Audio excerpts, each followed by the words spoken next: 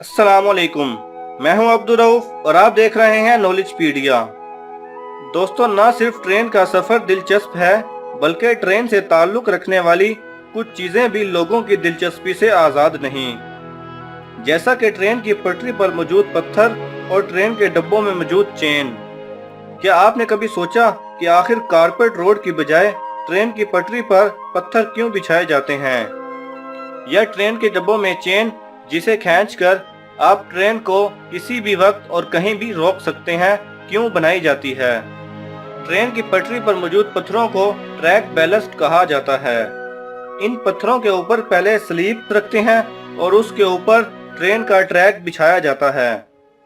Video में आगे बढ़ने से पहले आपसे इल्तमास है कि अगर आप हमें सपोर्ट करना चाहते हैं या मजीद ऐसी वीडियोस देखना चाहते हैं तो हमारे चैनल नॉलेजपीडिया को सब्सक्राइब कीजिए और साथ में बने बेल आइकन पर लाजमी क्लिक करें ताकि आपको हमारे हर नई आने वाली वीडियो का नोटिफिकेशन मिल सके। पहले स्लीप्स लकड़ी के बनाए जाते थे, लेकिन आजकल इनको बनाने के लिए मजबूत कंक्रीट का इस्तेमाल किया जाता है।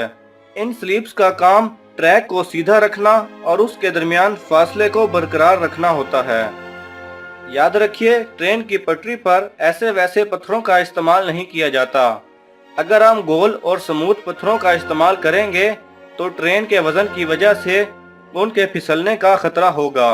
इसीलिए शार्प एज वाले पत्थर इस्तेमाल किए जाते हैं ताकि वो मजबूती से एक ही जगह पड़े रहें। ट्रेन का वजन बहुत ज्यादा होता है, इसलिए ट्रैक को मजबूत बनाने के लिए इन पत्थरों का इस्तेमाल किया जाता है, जिसकी वजह से ट्रैक अपनी जगह पर मजबूती से बना रहता है। अगर नीचे पत्थर ना बिछाए जाएं तो ट्रैक पर पौधे वगैरह निकलना शुरू हो जाएंगे।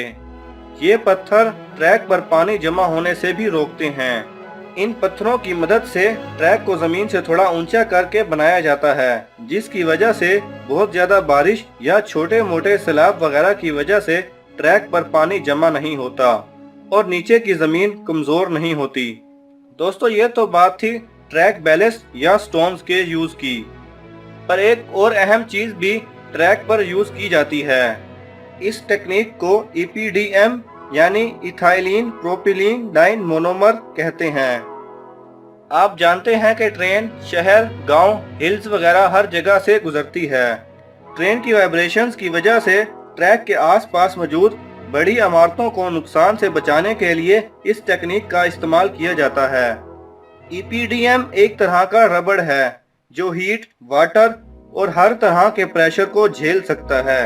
इसको ट्रैक और स्लीप्स के दरमियान लगाया जाता है, जिसकी वजह से वाइब्रेशंस बहुत कम हो जाती हैं। अब अगर ट्रेन के डब्बों में मौजूद चेन की बात करें, जब भी कोई शख्स इस चेन को खींचता है तो ट्रेन के ब्रेकिंग सिस्टम में मौजूद पाइप्स में हवा का दबाव कम हो जाता है। हवा का दबाव कम होने की वजह से ट्रेन के पहियों में ब्रेक लगना शुरू हो जाती है। अगर ट्रेन 120 किलोमीटर फी घंटा की रफ्तार से चल रही हो तो वो ट्रेन चेन खींचने के बाद 3 से 4 मिनट में रुक जाएगी।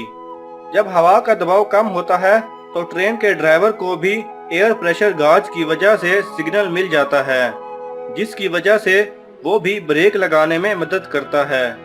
इसके अलावा रेलवे गार्ड के रूम में भी एयर प्रेशर गाज लगा होता है, जिसकी वजह से उसे भी ट्रेन के रुकने का इल्म हो जाता है और वो भी अलर्ट हो जाता है। ट्रेन के रुकने के बाद गार्ड और असिस्टेंट ड्राइवर उस डब्बे को ढूंढते हैं जिस डब्बे में चैन खींची गई हो। वो दोबारा ब्रेकिंग सिस्टम में मौजूद एयर प्रेशर को बढ़ाते हैं ताकि ट्रेन दोबारा चलने के लिए तैयार हो पाए। आपको बताते चलें कि चेन एक इमरजेंसी टूल है और सिर्फ इमरजेंसी हालात में ही इस्तेमाल करनी चाहिए।